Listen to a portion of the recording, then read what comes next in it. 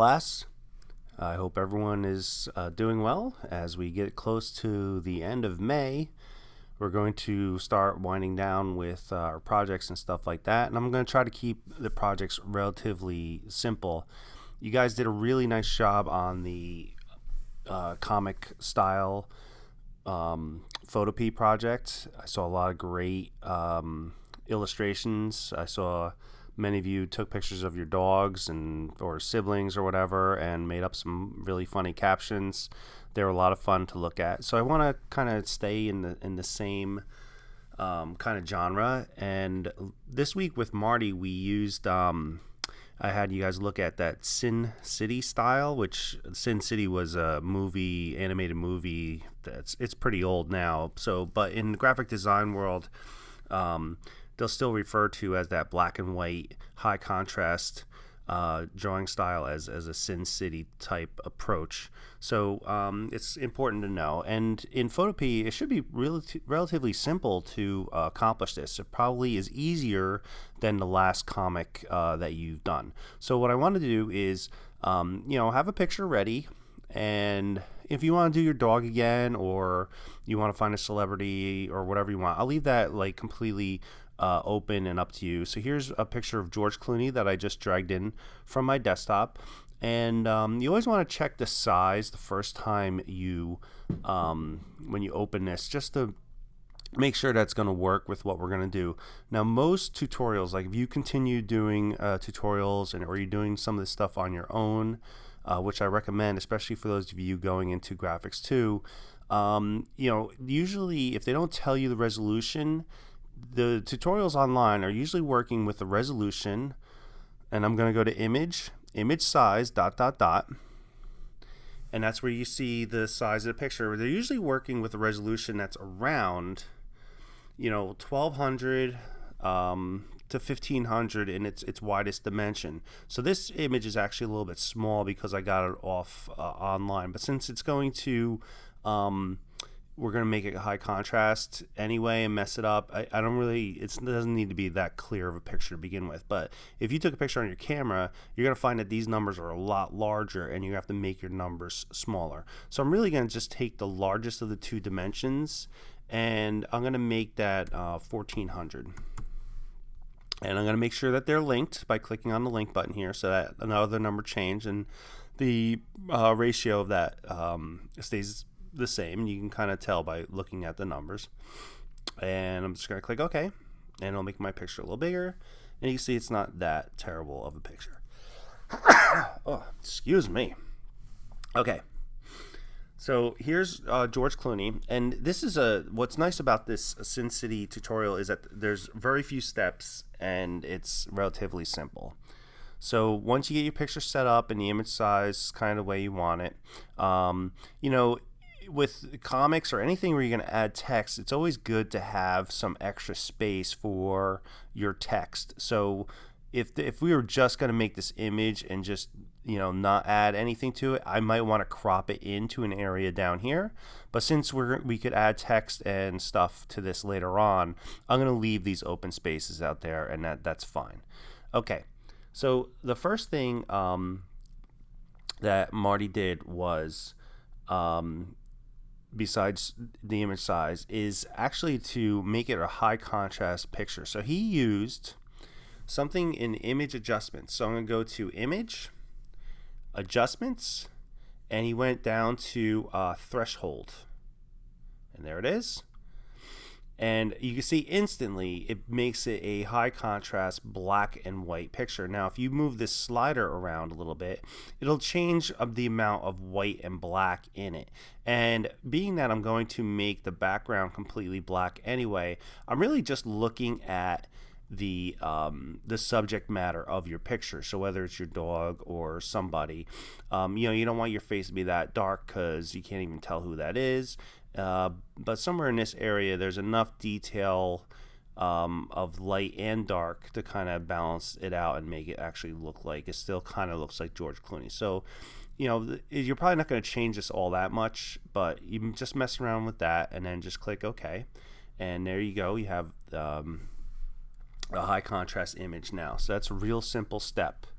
The next step was that he painted in black all around the outside of the image. So I'm going to make a new layer for that. So you go to your layers window and you click on the new layer button. Once you click on a new layer button, you could take a brush tool, or better yet, the pencil tool, because that'll be a solid edge. And you're going to make your foreground color black. And I'm going to make my brush larger by clicking the bracket keys next to the letter P, or you can change the size up at the top in the menu bar there. And you're going to paint this in. And it takes a little bit of time, but I'll just kind of do this quickly, superficially here. I don't want it to look like he's got bunny rabbit ears, so I'll get rid of that. And this piece over here.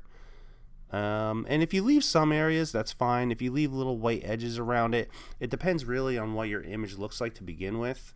But I would get rid of any of this crazy distracting stuff that's over here. Okay, so that's good enough. So the next step in Marty's tutorial was that he made another new layer. And this new layer, you would click again on the new layer icon. And this layer is now on top of everything. And he filled it with a 50% gray. So you can go to Edit. So that's the Edit drop-down menu. And go down to Fill, ...